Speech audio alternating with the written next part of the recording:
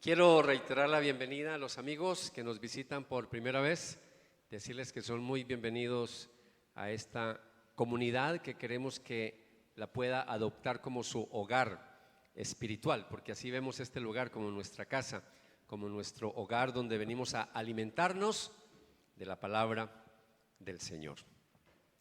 Bien, amados, yo quiero aprovechar bien el tiempo por lo siguiente. Voy a empezar algo. Ustedes saben muy bien que este mes estamos celebrando algo muy especial. En este mes de octubre, todas las iglesias cristianas en el mundo estamos recordando un acontecimiento muy, pero muy importante. ¿Y cuál es? No me vayan a decir que el Halloween.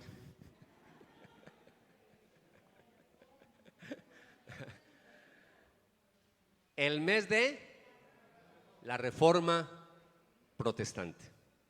El mes de la Reforma Protestante. Mire, déjeme decirle algo. Sea que usted sea católico o que toda la vida haya sido cristiano evangélico, esta miniserie que estoy comenzando hoy va a ser de mucho valor para ustedes. Porque una de las cosas que para mí, que yo he sido un crítico del sistema, es que mucha gente cree simplemente la fe del carbonero. La fe del carbonero es una manera de decir, ¿y usted por qué cree eso? Ah, no, porque mi papá y mi mamá creían en eso. Pero nunca nos tomamos el tiempo, no hacemos el esfuerzo intelectual para indagar, para escudriñar, como hacían los cristianos de la iglesia de Berea en el Nuevo Testamento, que escudriñaban las escrituras para saber si Pablo lo que les estaba diciendo era verdad. Entonces, que este mes sea un mes para que escudriñemos. Y me atrevería a decir que no vamos a agotar, por favor, este es un tema demasiado extenso, lo vamos a alargar hasta noviembre. Porque es primera vez en toda la historia de esta comunidad, de esta iglesia, donde yo voy a tocar esta serie, que es miniserie, porque apenas serán 2 meses, donde voy a profundizar sobre todo en nuestras raíces, que podamos entender por qué creemos lo que creemos, que podamos entender por qué al día de hoy hay tantas iglesias, porque si bien es cierto todos aquí sabemos que el cristianismo cuando empezó la iglesia primitiva era una sola iglesia, hasta el año 1000 después de Cristo, para colocar cifras redondas, hasta el año 1000, ese primer milenio, era una sola iglesia, la iglesia de Cristo. Pero ocurrió el primer cisma, la primera división, y ahí es donde se separa la iglesia ortodoxa griega, la iglesia católica romana. Y ahí aparecen entonces 2 ramas del cristianismo cuando no era sino una sola iglesia. Y la voluntad de Jesús cuando le oraba al Padre era que todos fuéramos uno, así como Él, hablando del Padre, así como mi Padre y yo somos uno. Lastimosamente a lo largo de los siglos, por nuestro pecado, por nuestra rebeldía, por estar buscando nuestros propios intereses, intereses de poder, poder económico, eso hizo que la iglesia se dividiera. De eso voy a hablar más adelante. Ahora, después, por allá en 1517, aparece un personaje que no fue el único. Antes de él hubo más, que empezaron a protestar, que empezaron a decir que la iglesia de Jesucristo se había desviado de los fundamentos de la palabra. Y empezaron a resonar voces, siglo XII, siglo XIII, y mucho antes de eso resonaron voces que la iglesia se había pervertido, que la iglesia se había apartado totalmente de las sagradas escrituras. Y ahí entonces aparece un sacerdote católico, Martín Lutero, pero no fue el único. Martín Lutero le pasó lo que le pasó en el día del 20 de julio con ese famoso florero de Llorente, pero antes hubo deseos de independencia.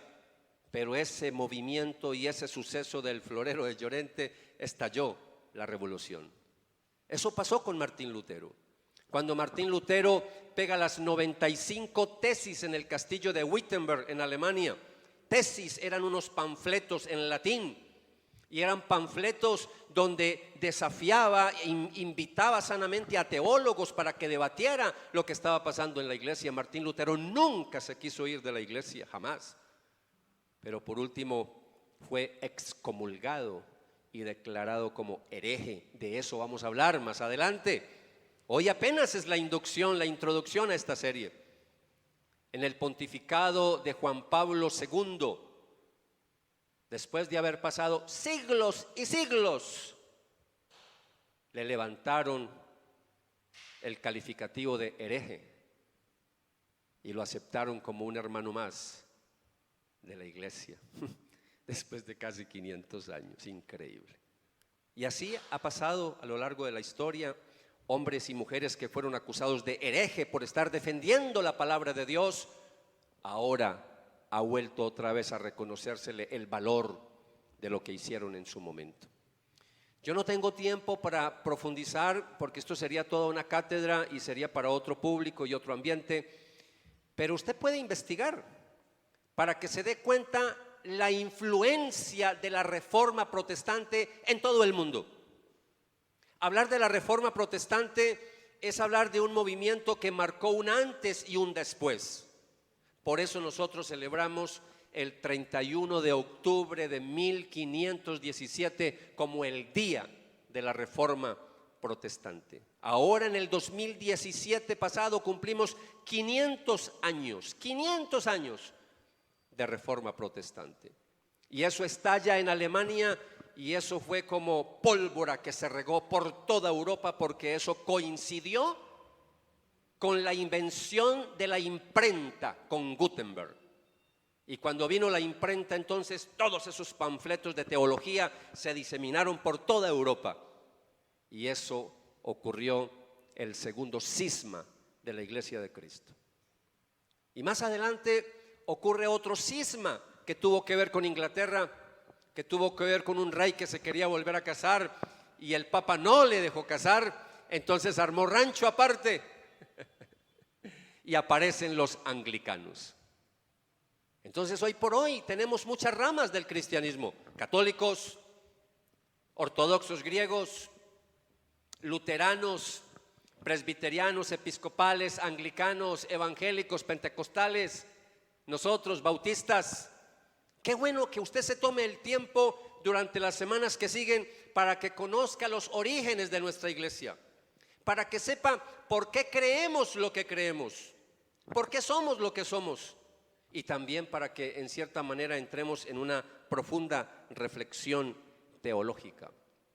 Hay una máxima que se hizo famosa y que algunos por ignorancia, hablo de ignorancia en el sentido de desconocimiento de, se la atribuyen a los reformadores. No, esa frase no es de los reformadores, no es de Lutero, no es de Calvino, no es de Juan Knox, no es de ninguno de ellos. Y es la frase: iglesia reformada, siempre reformándose. Ese es el título que le he colocado a esta miniserie: iglesia reformada, siempre reformándose. Ahorita les voy a decir de dónde viene esa frase. Entonces, yo ahorita voy a estar compartiendo algunos textos, todavía no vamos a mostrar diapositivas, ahorita les voy a decir los textos bíblicos, pero básicamente quiero, a modo de introducción, hablar un poquito de lo que es reforma. Y voy a ser, por supuesto, muy resumido, muy sucinto, porque este tema es muy amplio, muy amplio. Entonces, la palabra reforma es una palabra que cuando uno la busca en el diccionario significa cambiar algo con el fin de mejorarla. Cambiar algo con el fin de mejorarla. Entonces, quiero que miren ahí la diapositiva número 1 y la número 2 para que anoten el título: Iglesia reformada, siempre reformándose. Ese es el título de esta serie. Ahora, cuando los reformadores protestantes, porque de pronto algunos de ustedes deben de saber quiénes son los reformadores, algunos no conocen mucho esta historia. Y esto aún en el bachillerato se enseñó. Obviamente, los que venimos de un trasfondo católico y en los países latinoamericanos, cuando hemos escuchado de niños todo lo que tenga que ver con reformadores, nos los mostraron como herejes. Así nos los mostraron. Y así desde niño yo siempre escuché que Martín Lutero fue un hereje, un hereje. Entonces, cuando hablamos de reformadores son muchos, pero al menos hay tres principales que se les da ese nombre de reformadores. Estamos hablando, por supuesto, de Martín Lutero, estamos hablando de Juan Knox y estamos hablando de Juan Calvino. Entonces estamos hablando de tres personajes que en cierta manera están ahí al frente de lo que es la reforma protestante. Cuando ellos, escúchenme lo que les voy a decir, cuando ellos hablaban de reforma, porque ellos empezaron a hablar de la importancia de que la iglesia se reformara, la forma en que ellos utilizaban el término reforma en esa época es muy diferente a lo que dice un diccionario en el día de hoy. Cuando ellos hablaban de reforma, no se referían a cambiar las cosas a algo diferente o a algo mejor, sino que se referían a cambiar las cosas desde su origen. Es decir, volver a las prácticas, a las raíces instituidas por las Sagradas Escrituras. Es decir, volver a la Biblia, volver a las enseñanzas bíblicas. Eso era lo que ellos decían por reforma. Reforma, es decir, volver a las enseñanzas de los profetas en el Antiguo Testamento, de Jesucristo y los apóstoles en el Nuevo Testamento. Ahora, después de que mueren los reformadores, por supuesto, dejaron un legado. Hubo grupos que se formaron, por decir algo, de los partidarios de Lutero. A esos primeros seguidores se les llamaron luteranos. Y hoy por hoy es una iglesia grande en el mundo, que es la iglesia luterana. A los seguidores de Juan Calvino en su comienzo se les llamaron presbiterianos. Y hoy por hoy es una iglesia enorme en el mundo. Y así sucesivamente. Pero después de que mueren los reformadores, los seguidores acuñaron un término. En el siglo XVI acuñaron un término y es iglesia reformada, siempre reformándose. Quiero que me colaboren, vamos a mirar la diapositiva número 3. Yo sé que no sabemos el latín, la mayoría, yo no sé latín, yo sé que algunos acá de pronto sabrán latín, pero el idioma en que se hablaba en esa época era el latín. Cuando hablo del idioma, hablo en el mundo intelectual. Por supuesto, en Alemania hablaban alemán, en Francia francés, pero en el idioma académico, en los seminarios, en las universidades, se hablaba era latín. Entonces, cuando habían esas discusiones teológicas, todo se hacía en latín. Las 95 tesis que pegó Martín Lutero en el castillo de Wittenberg eran en latín, porque era una invitación solamente para que los intelectuales, los teólogos, disertaran acerca de lo que estaba pasando con la iglesia. Pero básicamente en latín es Ecclesia Reformata Semper Reformanda Secundum Verbum Dei. ¿Qué significa eso? Ahí se los puse. Básicamente es que la palabra del Señor, la iglesia reformada, que siempre dice debe de reformarse, debe de hacerlo siguiendo la palabra de Dios, o también hay otra traducción, o debe de ser fiel a la palabra de Dios. Yo he consultado mucho esta frase y la mayoría omite la última frase, para mí la más importante. Solamente hablan de la primera, es decir, la iglesia reformada que siempre debe de reformarse, pero la segunda frase es que debe de reformarse siguiendo los principios y las enseñanzas de la palabra de Dios, es decir, siendo fiel a la palabra de Dios. Entonces, esa es la invitación para ustedes. La invitación es que nosotros sigamos reflexionando, que esta no sea una iglesia de simplemente creyentes que vienen a sentarse a escuchar, sino que usted también vaya un poco más allá, que usted pueda ser un crítico. Yo toda la vida le he dicho en un lenguaje muy paisa a los discípulos que el Señor me ha permitido discipularles, siempre les he dicho no trague entero, se lo he dicho a lo paisa. Escudriñe, estudie las Sagradas Escrituras, estudie la Biblia. Y yo se lo digo siempre a lo paisa para que no le metan gato por liebre. Otra vez, le animo y le invito a que no tenga la fe del carbonero. ¿Por qué cree lo que cree? Porque otros lo creen. No, yo le quiero retar a que tenga convicciones. Le quiero retar y desafiar a que usted diga, yo creo en esto porque estudié la Biblia y porque en la Biblia dice esto y esto. No porque mi papá, ni mi mamá, ni porque el pastor, ni porque el sacerdote, ni porque el teólogo. No, es decir, que usted mismo se tome la molestia, pero que no es molestia, pero así decimos, de buscar en la palabra. Entonces, ¿por qué este dato que les estoy dando? ¿Por qué esta última frase, de acuerdo a la palabra o ser fiel a la palabra? ¿Por qué es tan importante, mis amados? Porque los primeros protestantes no querían reformar la iglesia por el mero hecho de hacerlo. No, ellos no querían, como nosotros pensamos a veces en el día de hoy que utilizamos la palabra reforma, vamos a reformar la casa. Es decir, vamos a darle un maquillaje, una pinturita. No. Ellos querían cambios, pero radicales, cambios radicales. Querían cambiar las estructuras de la misma iglesia, porque la iglesia se había, y voy a utilizar un término fuerte, la iglesia se había prostituido. Se había vendido al mejor postor.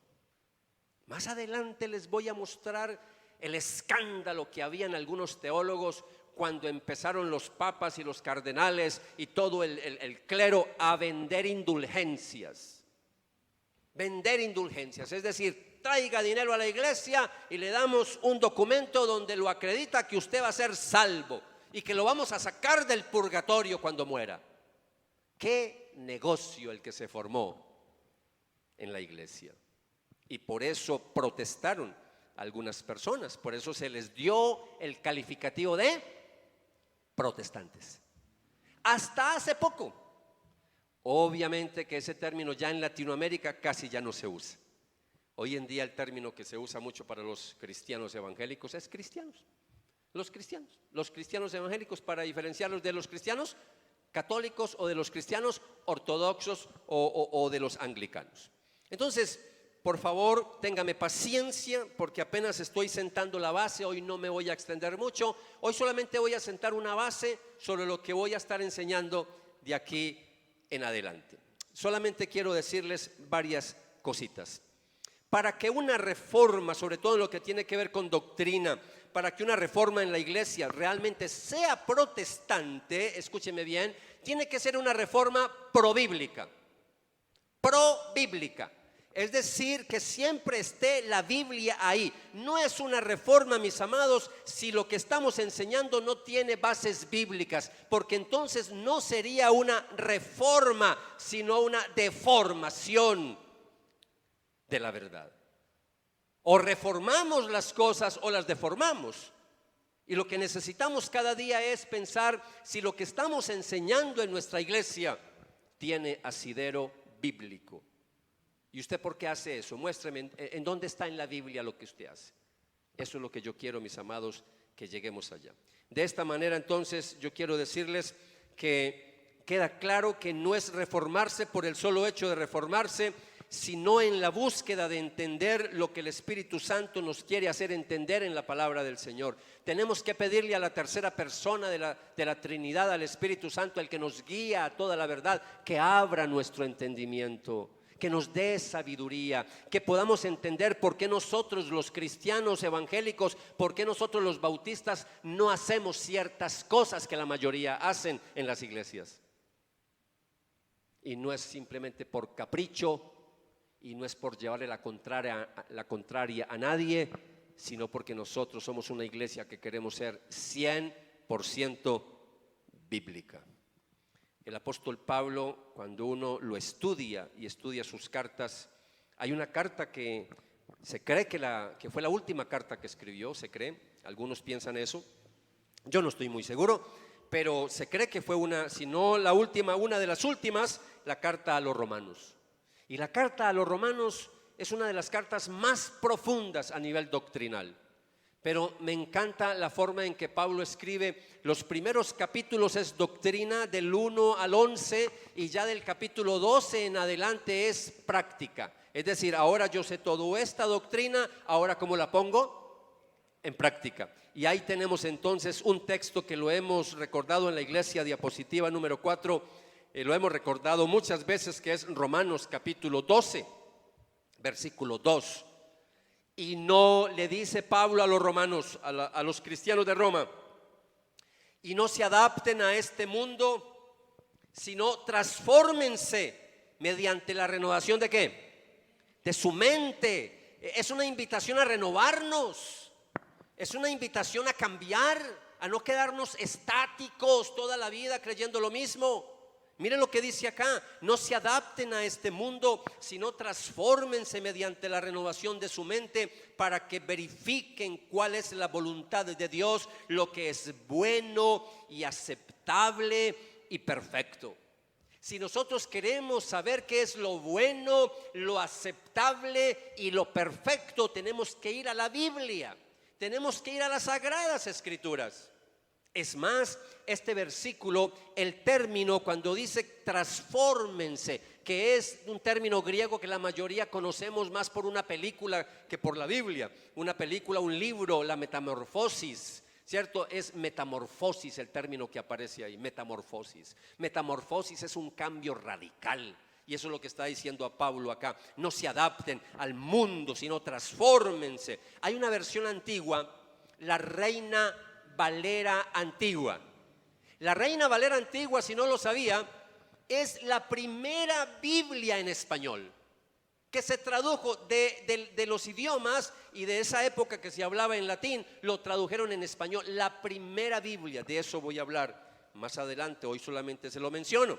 La Reina Valera, este versículo, la antigua Reina Valera, no dice transfórmense, sino que utiliza un término que era muy propio para la época de la Reforma. Y dice en la siguiente diapositiva, dice: y no os conforméis a este siglo, mas reformaos por la renovación de vuestro entendimiento, para que experimentéis cuál sea la buena voluntad de Dios, agradable y perfecta. Es una invitación a reformarnos, es una invitación a cambiar. Entonces hay tres términos que yo voy a estar utilizando casi que indistintamente, y todos con R, de redil. Entonces voy a estar hablando de reforma, de reformarnos, voy a estar hablando de renovarnos, pero también es importante que entendamos que necesitamos también restaurar nuestra iglesia a sus orígenes, porque la iglesia ha sido afectada por muchos movimientos y nosotros no hemos escapado tampoco de esas olas, de esas corrientes teológicas que nos han dañado en el día de hoy. Entonces, cuando yo miro en la palabra del Señor, yo veo que Pablo, él tiene carga, él quiere que su iglesia se transforme, que no se adapten a la cultura. Pero cuando yo sigo leyendo a Pablo, me doy cuenta que le dice a los Gálatas, siguiente diapositiva, en el capítulo 1, versículos 6 y 7, él tenía una preocupación muy grande, que fue la preocupación de los reformadores. Una preocupación de que se habían desviado de la palabra. Pero ya Pablo en el Nuevo Testamento, por supuesto que antes de los reformadores, el mismo Pablo, inspirado por el Espíritu Santo, mire cómo le dice a la iglesia de Galacia, les dice: estoy horrorizado de que ustedes estén apartándose tan pronto de Dios, quien los llamó a sí mismos por medio de la amorosa misericordia de Cristo. Están siguiendo un evangelio diferente, que aparenta ser la buena noticia, pero no lo es en absoluto. Están siendo engañados por los que a propósito distorsionan la verdad acerca de Cristo. Ya en la época de Pablo habían maestros judíos que querían, escúcheme, engañar a los cristianos gentiles que se estaban uniendo a la iglesia. Les estaban enseñando un evangelio diferente. Tenemos iglesias, comunidades que dicen ser cristianas, pero que están viviendo un evangelio diferente. Y no solo viviendo, predicando un evangelio diferente. No por tener una Biblia en la mano, no porque una iglesia se diga que es evangélica, pudiéramos decir que es de sana doctrina. Hoy por hoy tenemos que investigar las cosas con una lupa, escudriñar y con mucho cuidado, porque estamos viviendo tiempos muy peligrosos. Estamos viviendo, si no el último tiempo, los últimos tiempos. Y la Biblia dice que al final de los tiempos, antes del regreso de Jesucristo, se va a levantar una gran apostasía. Apostasía tiene que ver con negar la fe. Teólogos que se van a levantar para adulterar la palabra, y ya lo estamos viendo en el día de hoy. Y los vemos en el seno de la iglesia católica, también los vemos en el seno de la iglesia evangélica. Tenemos perversión del evangelio en muchos lugares. Estaría hablando de luteranos, estaría hablando de todas las ramas, porque no hemos escapado nosotros de eso tampoco, ni siquiera nosotros los bautistas. Por eso déjeme decirle que vamos a hablar aquí de manera abierta, de manera clara. Yo no voy aquí a ocultar nada, no, voy a mostrarles cosas que están pasando en el día de hoy, terribles, terribles en la iglesia de Cristo.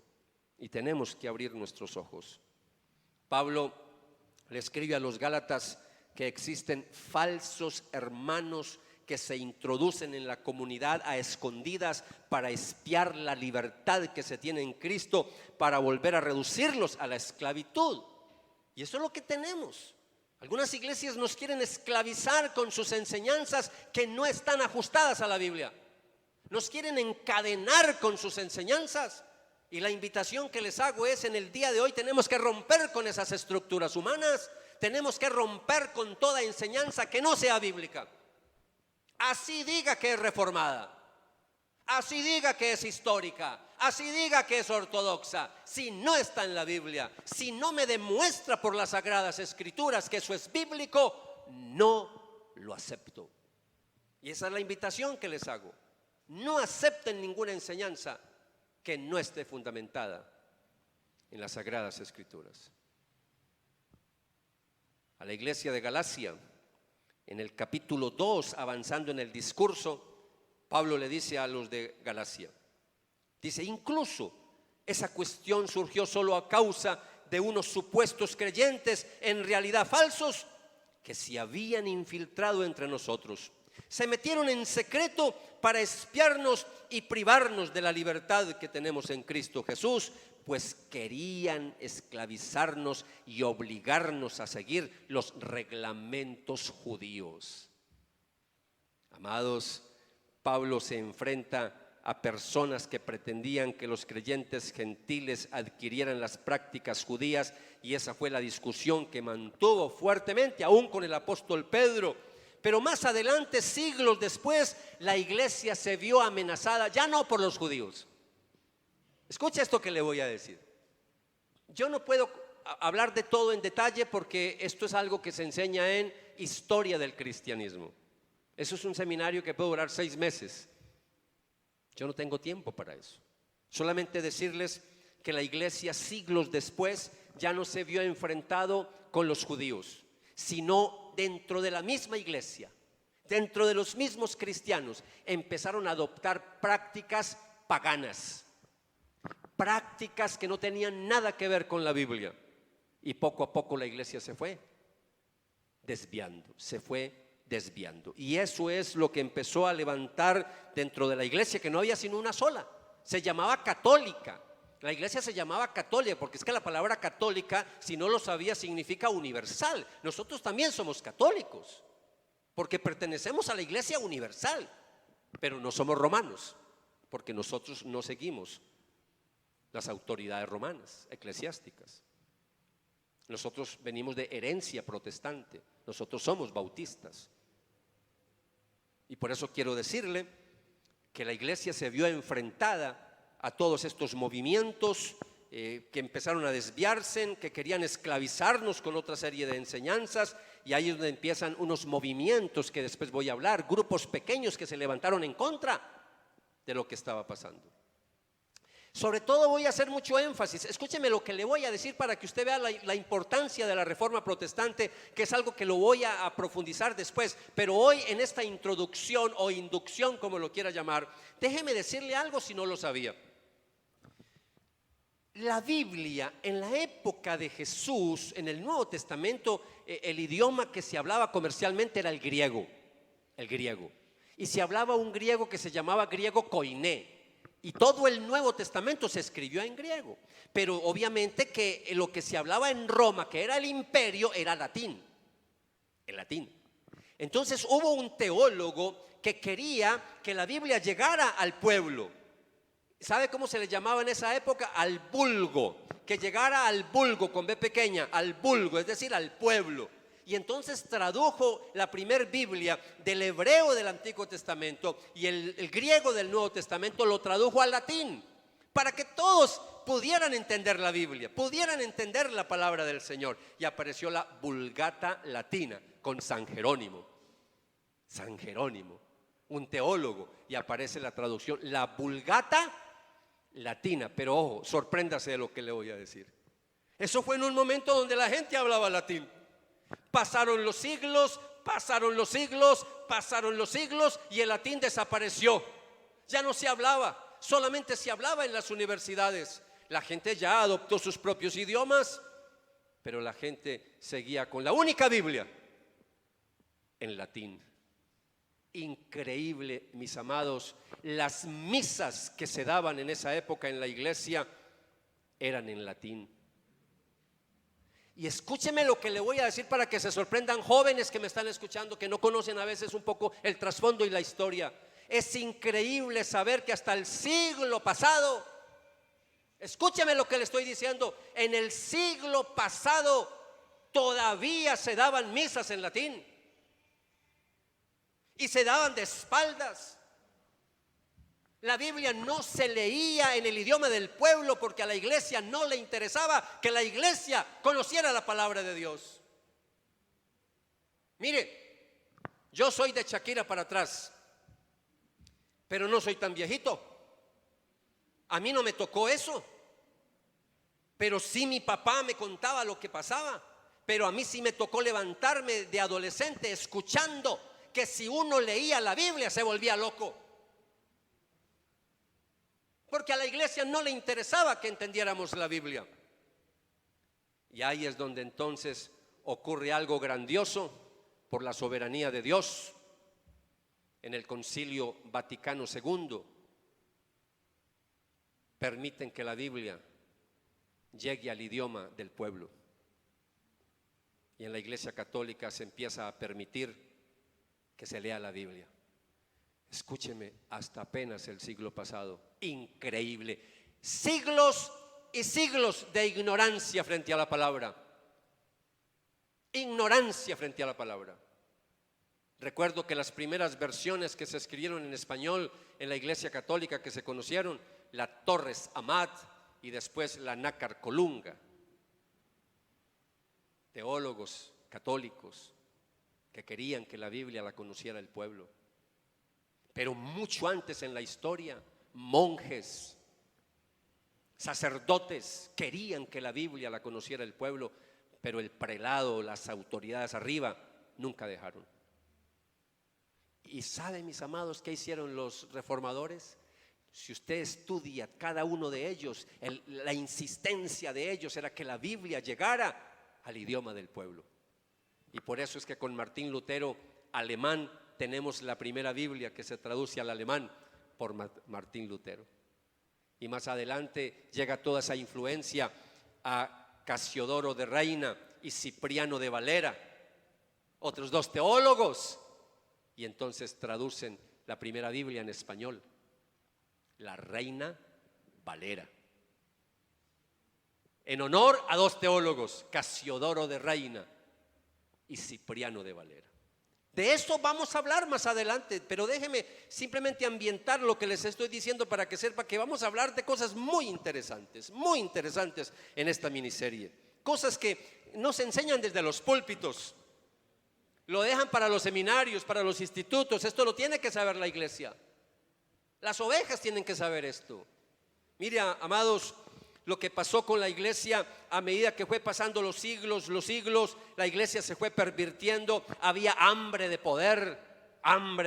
Es increíble, por allá en el siglo XIII, siglo XII, siglo XIII hubo una época que por el poder existieron dos papas simultáneamente peleando por el poder. Estudie la historia de la humanidad y de la iglesia para que se den cuenta. De eso vamos a hablar en estos días. ¿Cuál fue el teólogo que se levantó en esa época? Que fue alguien que en cierta manera encendió la reforma, no siendo un reformado, sino un pre-reformado.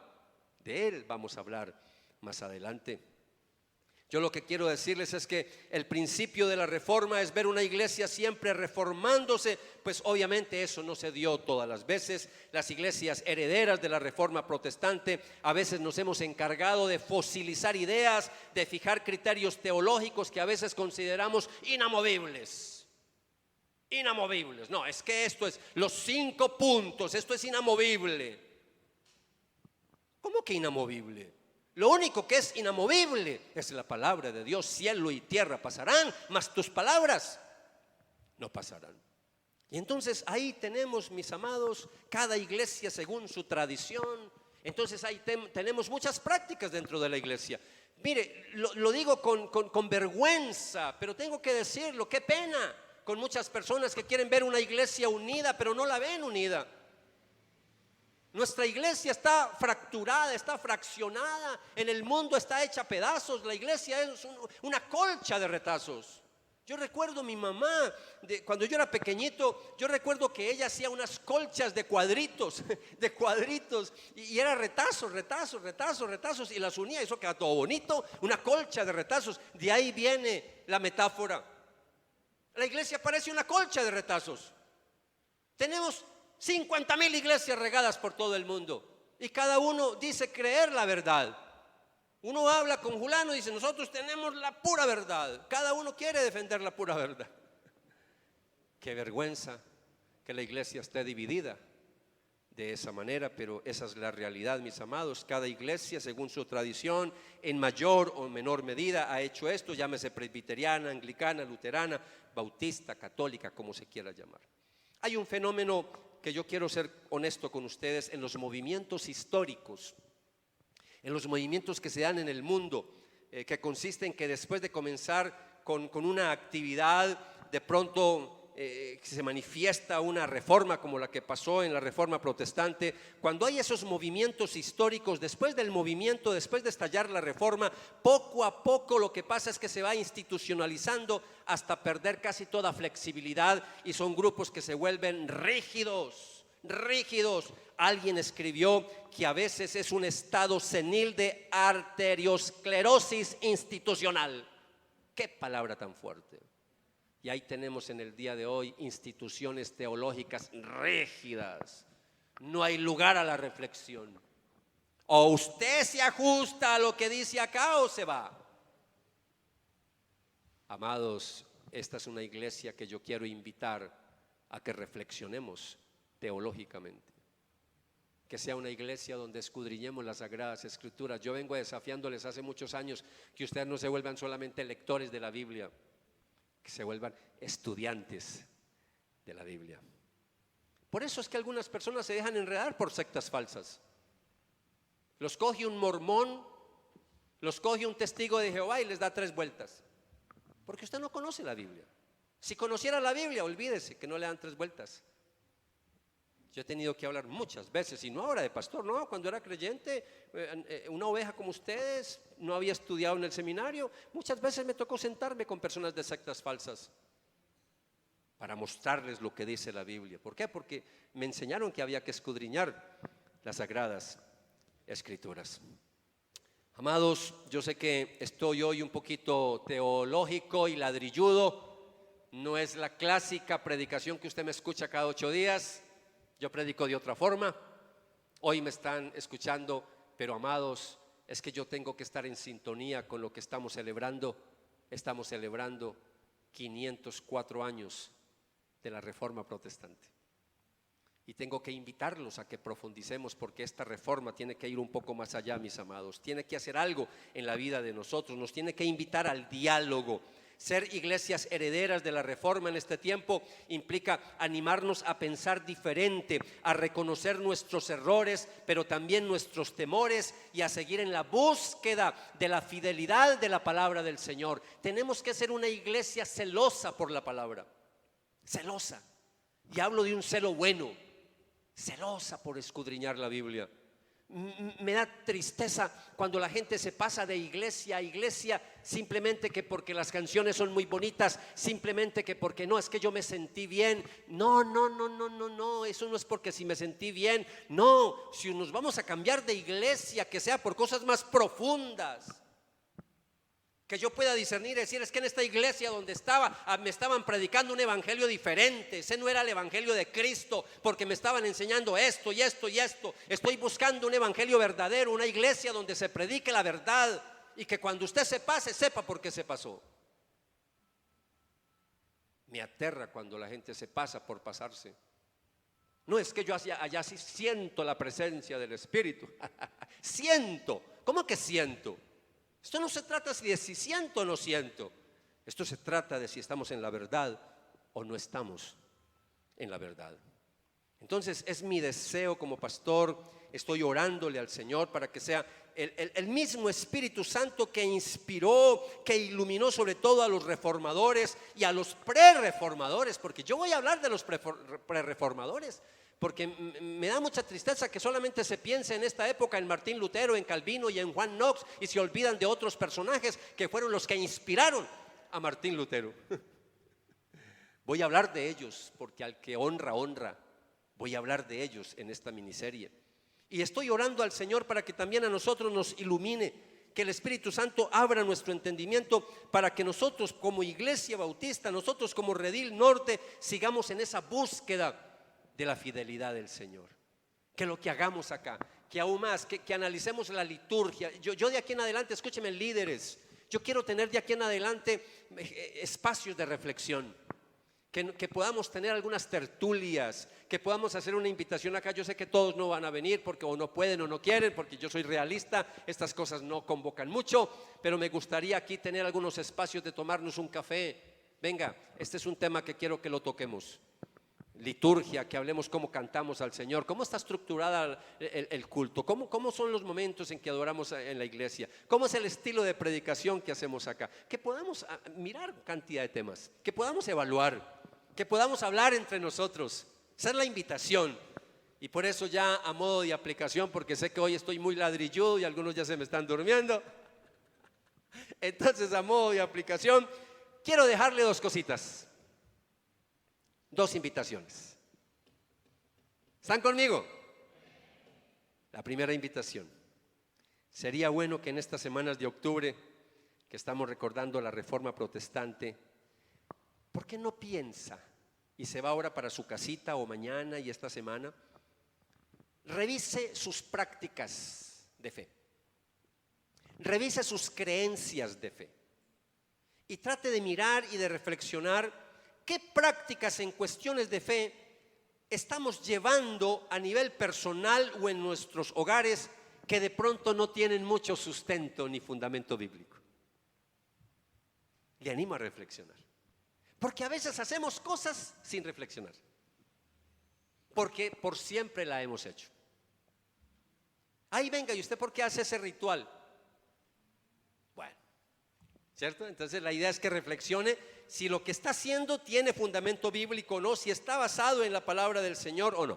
Otra invitación que quiero hacerles es que durante este mes de octubre pensemos en qué cambios radicales debemos hacer en nuestra vida espiritual para volver a nuestra esencia de ser cristianos evangélicos, hijos, hijas de Dios, que seamos del agrado de nuestro Padre Celestial.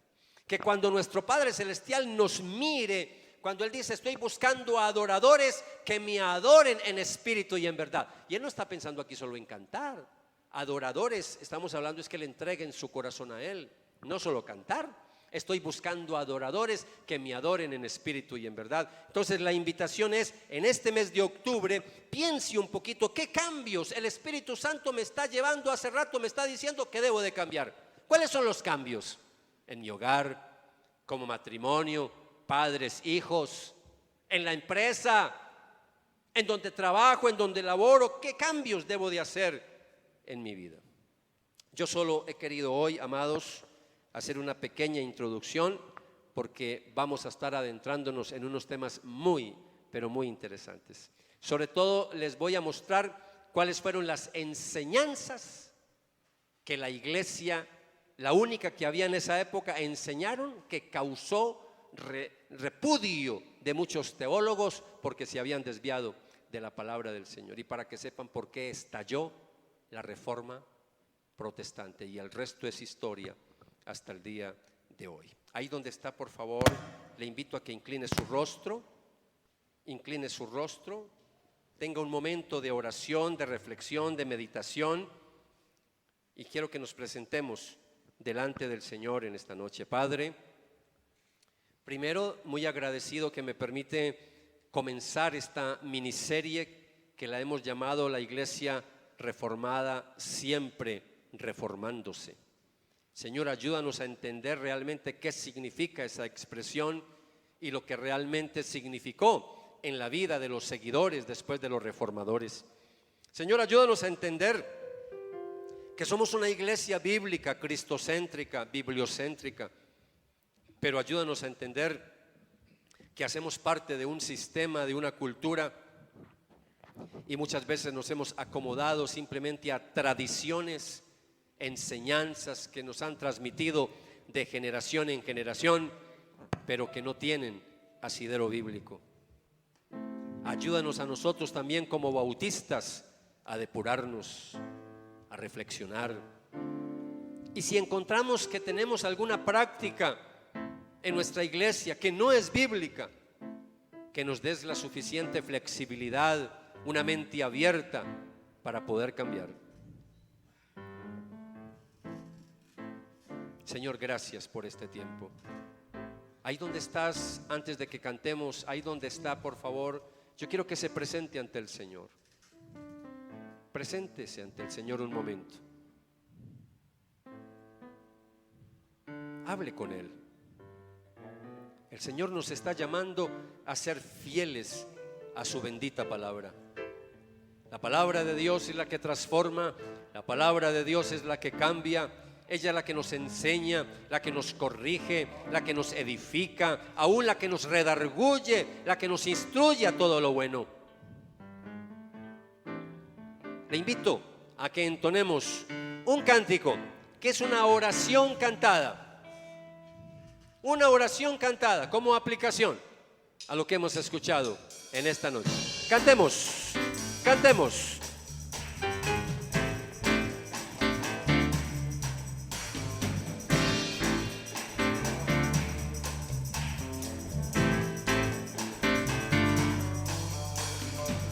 De vida es Cristo, la luz del mundo es Jesús, Cordero de Dios inmolado en la cruz, mi Salvador y mi Rey. El gran Maestro es Cristo, el buen pastor es Jesús, el Hijo de Dios y el gran yo soy. El agua que sacia mi ser, solo Cristo tiene palabras de vida eterna. Solo Cristo tiene palabras de vida eterna. Para el afligido, para el quebrantado, para todo aquel que quiera ser libre de pecado. De vida es Cristo, la luz del mundo es Jesús, Cordero de Dios inmolado en la cruz, mi Salvador y mi Rey. El gran Maestro es Cristo, el buen pastor es Jesús, el Hijo de Dios y el gran yo soy, el agua que sacia mi ser. Solo Cristo tiene palabras de vida eterna. Solo Cristo tiene palabras de vida eterna. Para el afligido, para el quebrantado, para todo aquel que quiera ser libre de pecado. Solo Cristo tiene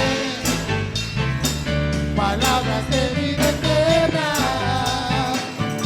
Solo Cristo tiene palabras de vida eterna. Para el afligido, para el quebrantado, para todo aquel que quiera ser libre de pecado. Solo Cristo tiene palabras de vida eterna. Solo Cristo tiene palabras de vida eterna.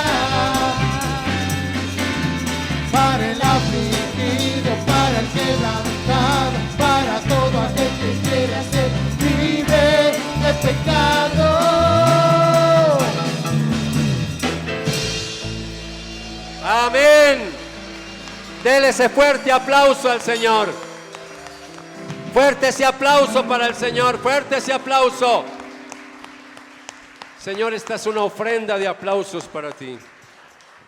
Señor, gracias que nos has permitido esta noche reunirnos en tu casa, que nos has permitido venir, Señor, a tener un tiempo de adoración y de alabanza a través de los cánticos, pero donde también te hemos podido adorar orando, escuchando con reverencia tu palabra, ofrendando.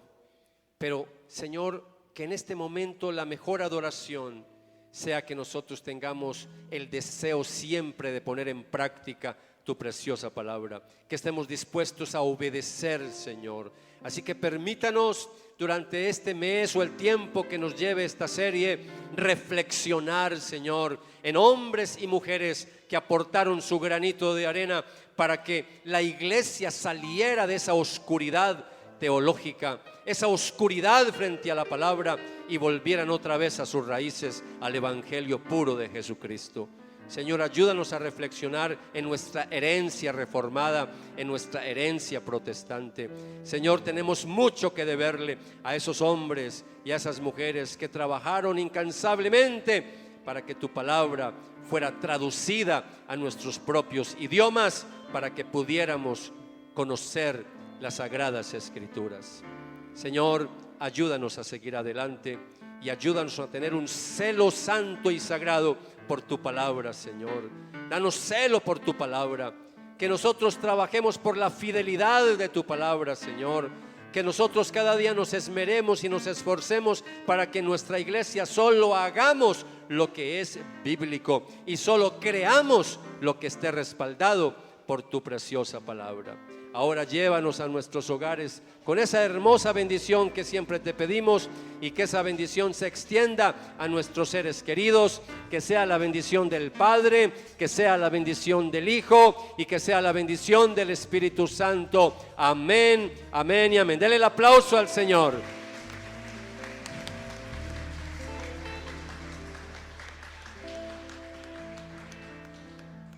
El Señor les continúe bendiciendo.